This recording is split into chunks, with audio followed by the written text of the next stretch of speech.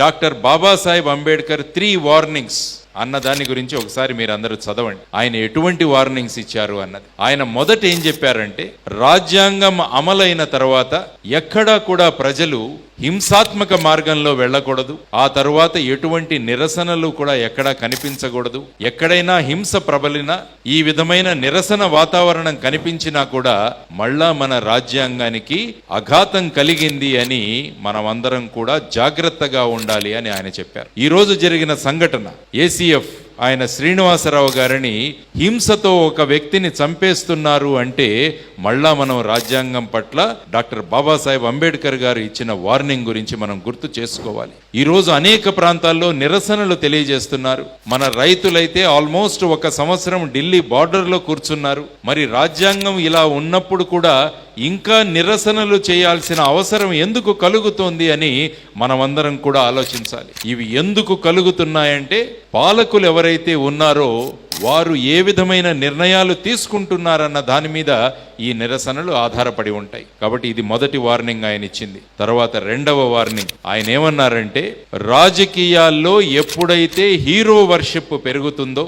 ఆరాధనా భావం పెరుగుతుందో, ఆ రోజున మళ్ళా రాజ్యాంగానికి అఘాతం ఏర్పడుతుంది అని ఆయన చెప్పిన రెండవ వార్నింగ్. అంటే ఇప్పుడు చూడండి, పొలిటికల్ పార్టీస్ ఎక్కడ తీసుకున్నా కూడా ఒక వ్యక్తి మీద ఆధారపడి నడుస్తున్నాయి. ఎక్కడ ఏ ప్రాంతాల్లో చూసినా కూడా అలా కాదు. ప్రజాస్వామ్యంలో ఎప్పుడూ కూడా అందరి అభిప్రాయాలు తీసుకుని నిర్ణయం తీసుకోగలిగితే అప్పుడు రాజ్యాంగం నిలబడుతుంది అని ఆయన చెప్పిన సంఘటన. టేక్ ఫర్ ఎగ్జాంపుల్, మీరు చెప్పింది ఎలక్షన్ కమిషనర్ను ఏ విధంగా అపాయింట్ చేస్తున్నారని ఈరోజు సుప్రీంకోర్టు అడుగుతుంది. సుప్రీంకోర్టు ఏమడిగిందంటే, మళ్ళా టిఎన్ శేషన్ గారు లాంటి ఎలక్షన్ కమిషనర్లు మనకు రావాలి అని సుప్రీంకోర్టు అడుగుతోంది. మనకంటే ఏం జరుగుతోందంటే, వ్యక్తులు వాళ్ళు ఎవరికి కావాలంటే వాళ్లను అపాయింట్ చేసే స్థితికి వెళ్ళడం వల్ల మళ్ళా రాజ్యాంగం అఘాతంలో పడిపోతుందన్నది డాక్టర్ బాబాసాహెబ్ అంబేద్కర్ గారు ఈ రోజు 1949వ సంవత్సరంలో మనందరికీ ఇచ్చిన వార్నింగ్. కాబట్టి మళ్ళా దీని గురించి మనం ఆలోచించాలి.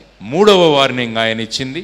ఆయన ఏమన్నారంటే, సామాజిక ప్రజాస్వామ్యం లేకుండా కేవలం రాజకీయ ప్రజాస్వామ్యం వచ్చినంత మాత్రాన ఈ దేశం అభివృద్ధి చెందదు అని చెప్పారు ఆయన. అందువల్ల social democracy is very very important. ప్రజలలో ఉన్న అసమానతలు, ప్రజలలో ఉన్న భేదభావాలు, ఆస్తులలో ఉన్న భేదభావాలు, వీటన్నిటినీ తగ్గిస్తే తప్ప రాష్ట్రం ఒక గొప్ప దేశంగా మారదు అని ఆయన చెప్పారు. కాబట్టి దీన్ని గురించి కూడా మనం ఆలోచించాలి.